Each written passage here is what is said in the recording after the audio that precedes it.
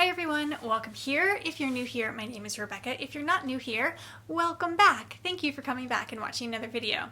So in today's video, I'm going to do a little pack with me, but it's going to be a little bit different because I'm actually packing for a day hike. So if you know me, if you watch this channel often, you know that I'm a minimalist, and I've actually found that one of the places in my life where I've found that minimalism has been really helpful is in the outdoors. Because when you're doing any sort of outside activity, be it climbing or hiking or backpacking, you want to be prepared, but you also want to be light.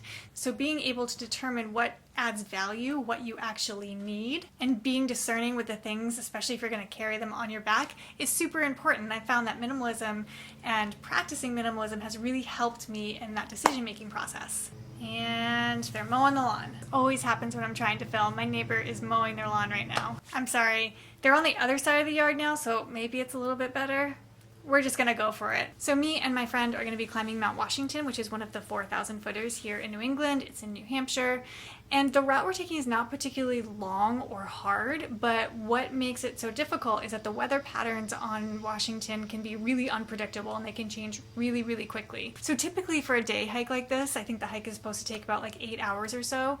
I would probably just bring like a small day pack, just bring some food, water, some emergency supplies, like very minimal. But because of the unpredictability of the weather, I'm gonna be bringing a larger pack and packing a lot more stuff than I typically would. So I thought it'd be fun to share with you what I pack for this particular day hike. All right, so let's start with the bag. I'm going to be bringing a 40-liter pack, which I know it's so big for a day hike, but it was my next option after just like an itty-bitty little day pack.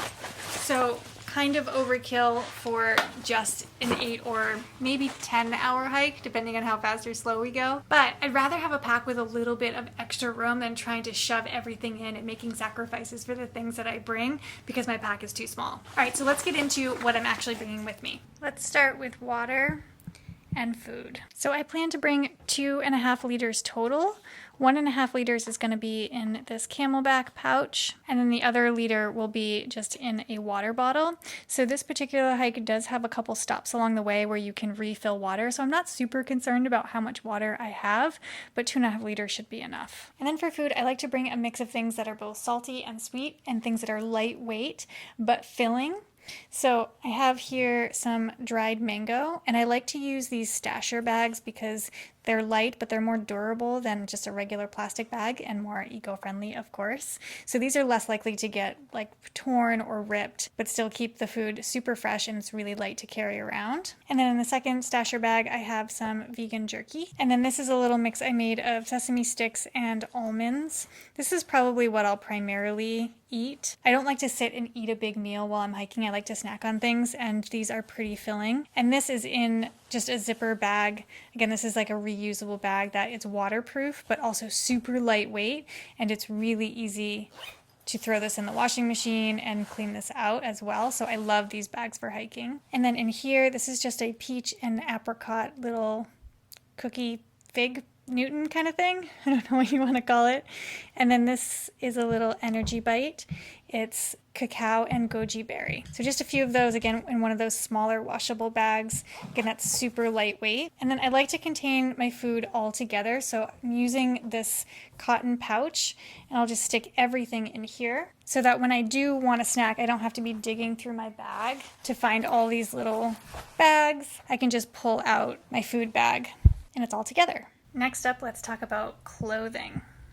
So this is a little bit weather dependent, but I plan on wearing pants, a tank top, and a long sleeve shirt, and then bringing this other stuff. So this in here is a Patagonia Nano Puff. It packs up into its pocket. So I love this because it is waterproof. It's also super warm and packs up really small. So some of you might think a Patagonia Nano Puff is overkill for a hike in July, but I'd always rather be hot than cold. So I feel like this is a good solution, and I will likely probably wear it, especially as we get closer to the summit. And then I'm also bringing rain pants. I plan to put these on if it does start to drizzle, which it looks like it's probably going to, just in an effort to keep the clothes that are touching my skin right next to my skin dry, which will help keep me a little bit warmer. These don't pack up in any fancy way, but they are, pretty thin and light, which is nice. So they pack up pretty small. And then this is not specific to this hike, but I never go on a hike without an extra pair of socks. It's likely that my feet will get wet on this hike, so I will probably wear these. And when I pack my pack, I will probably roll them inside of the rain pants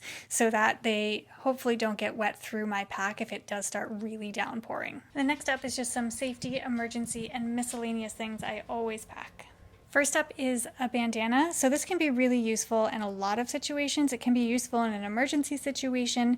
It's also nice covering for extra sun protection. I will probably actually wear this when I start the hike, probably around my neck, but I always like to have this whenever I'm going to the outdoors. Next up is an extra battery for my phone. So I usually take my phone and I'll put it on airplane mode or turn it off completely, but I do like to have a backup battery just in case. So this is the Goal Zero Flip 36.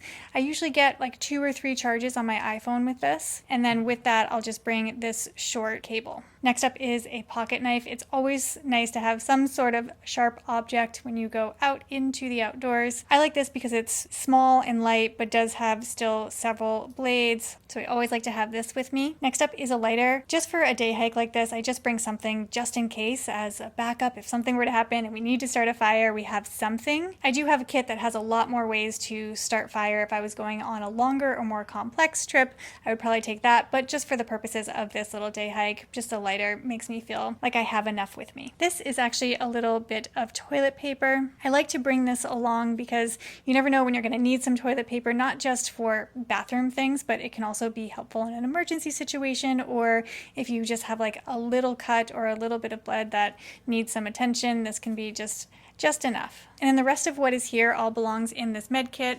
I like this med kit because it comes in this watertight bag, but it's also super, super light, but there's a lot in here. So there's sort of the standard, you know, Band-Aids, gauze, that kind of thing, but there's also some safety pins in there, some more medical grade tweezers, tape, moleskin if you get something like a blister. So I feel like this medical kit has a lot in it for such a small and lightweight size. And then all of this I will put in this little green pouch. Again, I like to contain things together so that things are very easy to find within my pack. And I will say the one thing that is missing from this is my headlamp. I will have a headlamp with me. I was unable to locate it this morning, so I have to do a little bit more digging here, but I will also have a headlamp with some fresh batteries in it. And then lastly, I also bring a plastic bag.